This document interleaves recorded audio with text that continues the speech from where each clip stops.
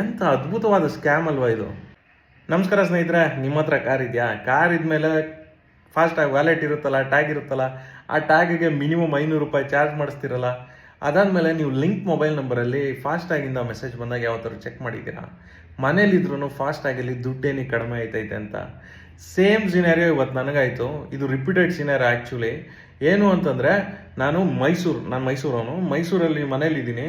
ಸಡನ್ನಾಗಿ ನನಗೆ ಫಾಸ್ಟಾಗಿಂದ ಒಂದು ಮೆಸೇಜ್ ಬಂತು. ನೀನು ದನ್ನೂರು ಟೋಲ್ ಪ್ಲಾಜಾದಲ್ಲಿ ಕ್ರಾಸ್ ಮಾಡಿದ್ಯಾ, ನಿನಗೆ 25 ರೂಪಾಯಿ ಚಾರ್ಜ್ ಮಾಡಿದ್ದೀವಪ್ಪ ಅಂತ. ಫುಲ್ ಗಾಬರಿ ನಾನು. ಅಲ್ಲ ಗುರು, ಕಾರ್ನ ತಗೊಂಡು ಆ ಕಾರ್ಗೆ ರೋಡ್ ಟ್ಯಾಕ್ಸ್ ಕಟ್ಟಿ ರೋಡ್ ಮೇಲೆ ಹೋಗೋಕ್ಕೆ ಟೋಲ್ ಅಂತ ಇವ್ರು ಗೌರ್ಮೆಂಟ್ ಅವ್ರು ಇರ್ತಾರೆ, ಆ ಟೋಲ್ಗೆ ಟೋಲ್ ದುಡ್ಡು ಕೊಡ್ತೀವಿ.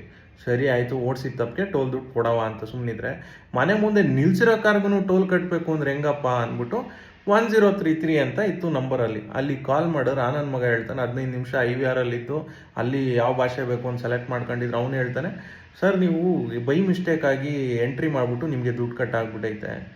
ಅಲ್ಲ ಗುರು, first of all road tax ಕಟ್ಟಾದ್ಮೇಲೆ ಟೋಲ್ ದುಡ್ಡು ಕಟ್ಟೋದು ತಪ್ಪು ನನ್ನ ಪ್ರಕಾರ. ಯಾಕಂದರೆ ಆಲ್ರೆಡಿ ಲಕ್ಷಗಟ್ಟಲೆ ರೋಡ್ ಟ್ಯಾಕ್ಸ್ ಕಟ್ಟಿದ್ದೀವಿ. ಎರಡನೇದು, ಮಿನಿಮಮ್ ವ್ಯಾಲೆಟಿಗೆ 500 ರೂಪಾಯಿ ಹಾಕು ಅಂತ ನೀವು ನನಗೆ ಫೋರ್ಸ್ ಮಾಡೋದು ತಪ್ಪು. ಬಡ್ಡಿ ಇಲ್ದೇ ಅಲ್ಲಿ 500 ರೂಪಾಯಿ ನನ್ನ ವ್ಯಾಲೆಟಲ್ಲಿ ನಾನು ಓಡಿಸ್ದೆ ಹೋದ್ರೂ ಅಲ್ಲೇ ಕೂತಿರ್ತದೆ. ಅದಕ್ಕೆ ಬಡ್ಡಿ ದುಡ್ಡು ನೀವೇ ತಿಂತೀರಾ. ಅದಾದ್ಮೇಲೆ ಸುಮ್ಮನೆ ನಿಲ್ಸಿರೋ ಗಾಡಿಗೆ ಟೋಲ್ ದುಡ್ಡು ತಗೋತೀರಾ ಅಂತಂದರೆ ಎಷ್ಟು ಉರಿಬೇಡ. ಎಂಥ ಅದ್ಭುತವಾದ ಸ್ಕ್ಯಾಮ್ ಮಾಡ್ತಾ ಇದ್ದೀರಾ ನೀವುಗಳು. ಟೋಲ್ ಅವರು, ಗೌರ್ಮೆಂಟ್ ಅವರು ಒಂದು ಹೇಳೋಕ್ಕಾಯ್ತಾ ಇಲ್ಲ ಗುರು. ನನ್ನೊಬ್ಬನ ಹತ್ರ 700 ರೂಪಾಯಿ ನನ್ನ ಟೋಲ್ ವ್ಯಾಲೆಟಲ್ಲಿ ಐತೆ. ಈ ಥರ ಮೈಸೂರಲ್ಲಿ ಎಷ್ಟು ಕಾರ್ ಐತೆ, ಕರ್ನಾಟಕದಲ್ಲಿ ಎಷ್ಟು ಕಾರ್ ಐತೆ, ಅವ್ರ ಟೋಲ್ ವ್ಯಾಲೆಟಲ್ಲಿ ಎಷ್ಟು ಸಾವಿರ ಕೋಟಿ ದುಡ್ಡು ಇರ್ತದೆ.